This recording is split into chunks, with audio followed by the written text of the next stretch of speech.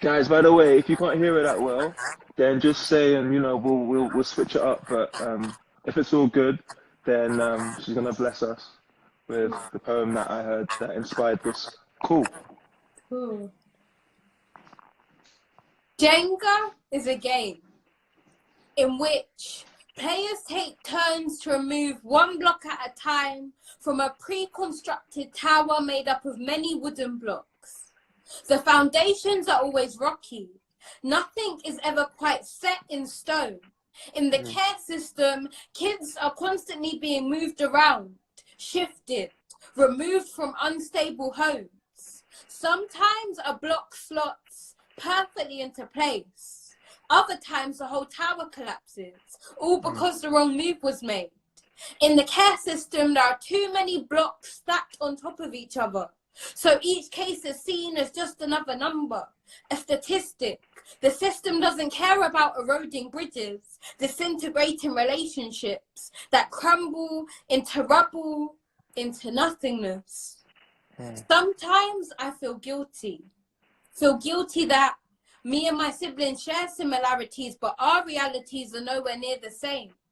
My siblings were fostered whilst I was adopted, so their experience was nowhere near as colourful as mine, assembled from different building blocks. They were more like Jenga. I was more like Lego. In my mum's eyes, I was the missing piece in which would complete her masterpiece. So I never really felt as if a part of me was missing. I've always been a part of a bigger picture, growing up in a household where I've always had siblings, but I was always curious as to how different our lives could have been if our worlds collided, if we all grew up in the same toy box, if Jenga was made to interlock like Lego was.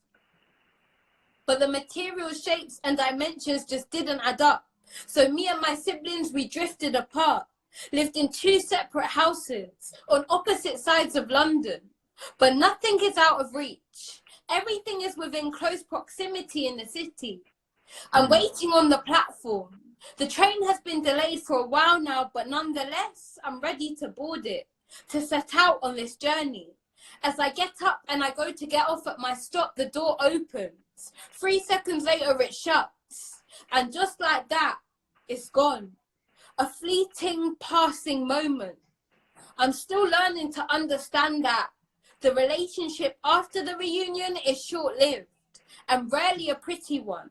And whilst the foundations are rocky, nothing is ever quite set in stone. I saw my brother on the train this weekend. Our conversation was awkward, fragmented. We tiptoed around what to say to each other, trying our best to be mindful of the gap, only to part ways at Warren Street. But I will not allow this tiny moment to stop me from shifting the narrative of our story. Instead, I will become an architect, find a way to make a mosaic out of this mess, break apart the bricks, line the Lego with wood, take what is broken and turn it into something beautiful, into something new. Thank you. Hey, hey.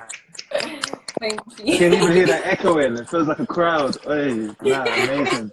Amazing, nah, honestly, it's incredible.